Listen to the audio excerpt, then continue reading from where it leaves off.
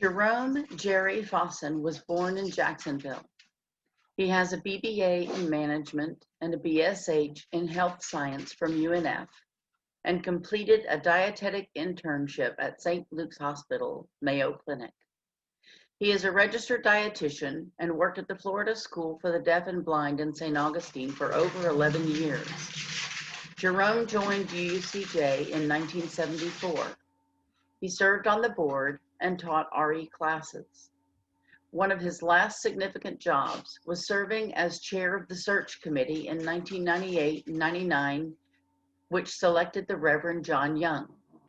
Jerome and his wife Christine were members of UUCJ until 2003 when they joined the fellowship in St. Augustine. He recently completed a term as president of the UUFSA board, his second. For 3 years, he has been researching the life and ministry of UUCJ's first settled minister, the Reverend Charles White McGehee. It is my pleasure to welcome Jerome Fosaaen. Well, thank you, Karen. Also, thank you for having me to speak to you today. It's a pleasure to see so many familiar faces that I remember from the church on the Arlington Expressway in Strawberry Creek. I'm going to share with you a talk that I actually first delivered in January of 2017. It had been scheduled to be given earlier in the fall before the election of 2016. When asked to speak, I said, well, I could do something later in the fall if you want something in August, which Jeff Thunderberg said he would like to have me speak today. I said, well, I can, introduce people who did not know Charles White McGehee and his wife Jean, using the same talk that I used for St. Augustine. So with minor edits, I will begin. Charles White McGehee and his wife Jean arrived in Jacksonville early in 1960, a turbulent time both for Jacksonville and the nation. Their tenure here coincided with, and Charles preached upon, great issues: the civil rights movement, political assassinations, the escalation of the Vietnam War, and then widespread protests against the war, the Cuban Missile Crisis, and the nuclear arms race, and a policy of nuclear deterrence called MAD, or Mutual Assured Destruction.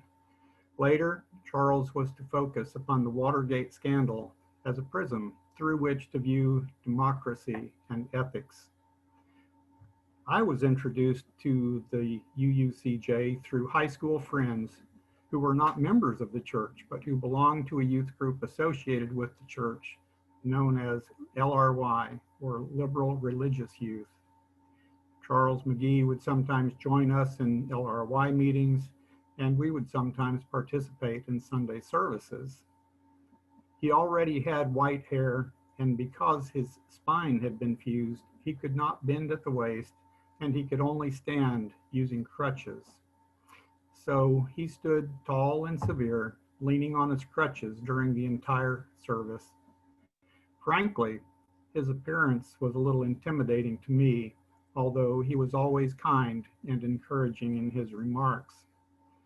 Later, after I had graduated from high school, I no longer attended LRY functions, but I gradually gravitated back to the church to attend Sunday services. Although I enjoyed the services, I was undecided about joining because I was not a joiner. However, I can tell you the very day that I did decide to join the Unitarian Universalist Church, and why. October 21st, 1973, I had ridden my bicycle from across town, a distance of at least 10 miles. When it was time for his sermon, Charles made his way to the lectern on his crutches, and as he stood there, he waved a sheaf of papers above his head and said he had a sermon planned, but it would have to wait. Something had come up that must be addressed. What he said that day convinced me without a doubt that I was a Unitarian Universalist. I'll come back to that sermon a little bit later. As I said, Reverend Charles White McGehee was selected to be the first settled minister to the Unitarian Fellowship of Jacksonville in 1960. You see, the Unitarians and Universalists merged only in 1961. At the time, the fellowship owned and was meeting in what had been a large single-family home in the Riverside neighborhood, having been kicked out of various temporary venues. After meeting at the YWCA for a while, they had been asked to leave after a University of Florida professor had spoken about the Kinsey Report, which was research into human sexuality. 2 other meeting locations had to be abandoned when the fellowship had been asked to segregate. So Charles fit right in when he became active in the NAACP. This week, Jacksonville marked the 60th anniversary of what is known as Axe Handle Saturday, August 27th, 1960. The Florida Times Union had a couple of stories about the event, during which Black youth sitting in at lunch counters peaceably requesting to be served were accosted and beaten by white segregationists as the police looked on. Rodney L. Hurst Sr., then a teenage member of the NAACP Youth Council here in Jacksonville, would later write a book about their efforts to integrate the lunch counters. The book was titled, "It Was Never About a Hot Dog and a Coke," and in it he devotes a chapter to Charles, writing, "Few white ministers in Jacksonville, Florida supported the Youth Council NAACP and the sit-in movement in 1960. Reverend Charles White McGehee did as the pastor of the Unitarian Universalist Church in Jacksonville." And he later wrote, "And when his wife Jean drove him to various functions and meetings, the back of their van was situated in a way so he could lie at an angle. After he was assisted out of the van and onto his crutches, he would make his way to the function where he would stand. At NAACP mass meetings, you could always find Reverend McGehee somewhere near the front of the church, standing on his crutches. Many times, he was the only white person in attendance. He courageously and consistently supported the Youth Council in the sit-in demonstrations." Charles would also later attend the final 2 days of the Selma to Montgomery March in 1965, which also brought the McGehees unwelcome attention from the local KKK. However, Charles was not the only white person present at those NAACP meetings, because wherever Charles went, Jean almost invariably had to drive him.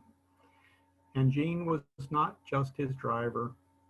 When George Wallace, governor of Alabama, and remembered for standing in a schoolhouse door to try and prevent the integration of schools, was scheduled to speak at the Civic Auditorium, Jean participated in a demonstration of church women protesting his appearance, dressed in white and standing on the median of the road outside. KKK youth marched, all dressed in black, and their parents drove by with Confederate flags waving. The church ladies were spit upon, but she later wrote that her sign read, "Freedom and dignity shall stand in our doorways," and stated of the experience, "My high lasted for hours after I came home that night." And it would be fair to say Jean was instrumental in enabling Charles to become a Unitarian minister. Charles had grown up in Mississippi and had black playmates as a child. Jean wrote that his father defended blacks against, quote, spurious charges, and also that Charles had seen a black man who had been lynched. As a young man, Charles became a journalist, first editing a small newspaper and then writing for a radio station. As Jean described it, he had become uncomfortable with his mother's Southern Baptist church And the wife of the radio station's owner suggested to him that he was really a Unitarian. After looking up what a Unitarian was, he became a member of the Church of the Larger Fellowship. Later, in Birmingham, they became charter members of what would become the Birmingham Church. The first full-time pastor to the church, Alfred Hobart, fell ill while Charles was president of the board, and as a consequence, he gave a couple of sermons. Jean wrote, that is, that people told him he should have become a minister, and that during pillow talk one night, he told her, "If I had my life to live over, I'd like to be a Unitarian minister." She immediately went to speak with the Reverend Hobart, and together they figured a way to make it happen. Charles and Jean's had two sons, Stuart and McGregor, and Jean held various teaching jobs, both to get Charles through school and later. In Jacksonville, she arranged a part-time position that allowed her to be free to drive Charles to appointments in the afternoons. So, in every aspect of his career, she was supportive of him. She records that in the mid-60s, they had a family constitution in which the responsibilities of each member was spelled out. Father the breadwinner, the mother in charge of the household. She observes that at that time, we had not yet had our consciousnesses raised about women's rights. In the 1960s, Jacksonville was considered a possible target during the Cuban Missile Crisis.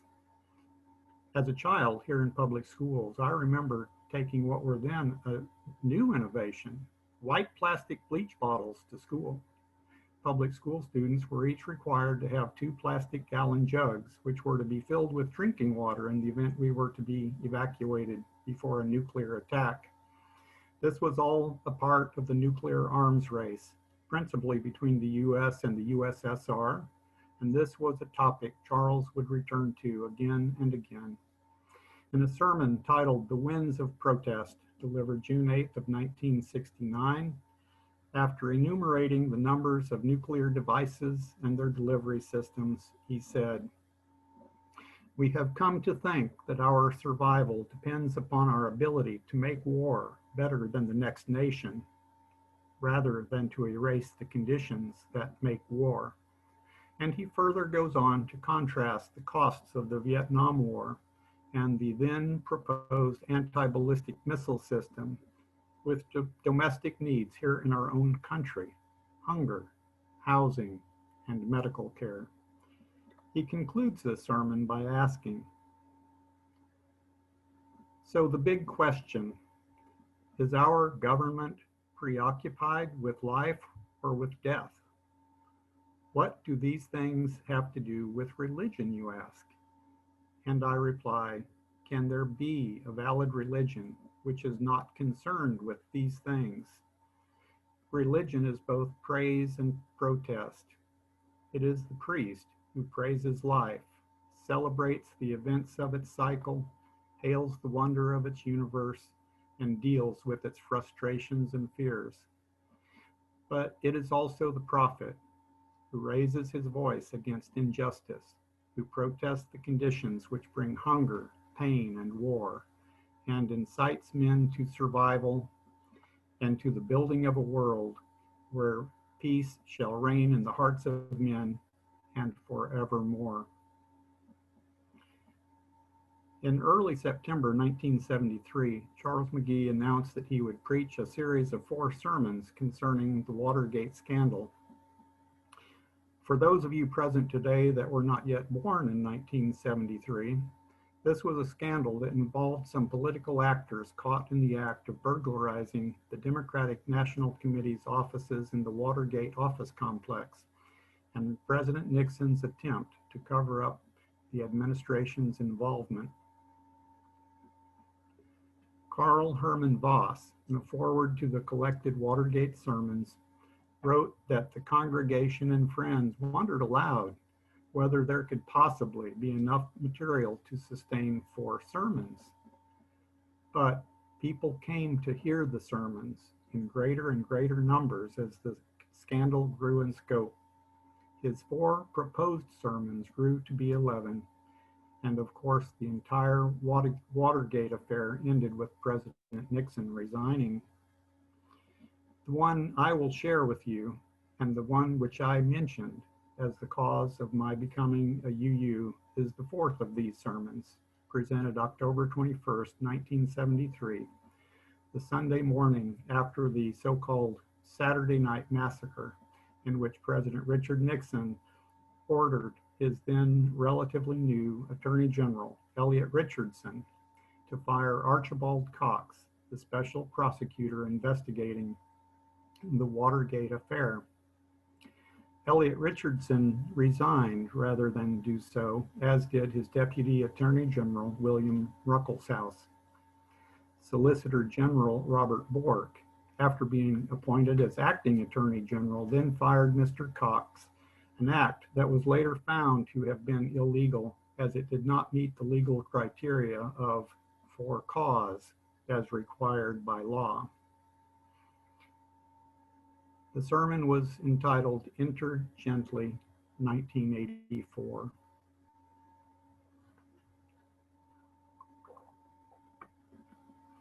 McGehee begins by introducing Winston Smith, the protagonist from the George Orwell novel 1984. In his first paragraph, he mentions, "A helicopter of the thought police skims down between the roofs, hovering for an instant, snooping into people's windows, then darting away. There is a total intelligence program. Big Brother knows everything, and anyone can think on anyone. Total loyalty is demanded." McGehee continues, "My thesis in these sermons is that the Watergate incident and its spin-offs have alerted us to dangers already existent. Watergate is the problem in microcosm. It shows us that instead of serving as guardian of human rights and a collective means for common security, our government has become a big brother, demanding above all else loyalty. Concurrently, in corporate industry, similar factors prevail, less oppressive, more sophisticated." Later, as he nears his conclusion, Charles writes, "For too many centuries, organized religion has told the Western world there can be no utopia in our time. It must come in the midst of a future and indeterminate fantasy. I say unto you, it must come in our time or else. The negative utopias described by Orwell and Aldous Huxley show us what will happen if we do not act. They are prophecies truly revealed by the developments of Watergate. We must act upon them. We must build our governments on the higher intelligence which espouses the sacredness of each individual life. Our hope must be in our powers of reason. No government must ever declare to us that 2 and 2 equals 5, and if it does, we must say, that's a lie." Charles White McGee's words still resonate with me today. When I read his writings from a distance of 40 and 50 years, the words sometimes seem a little curious, even dated. But he definitely, and by extension, the Unitarian Universalist Church of Jacksonville, was at the cutting edge of social change and a force for education and enlightenment.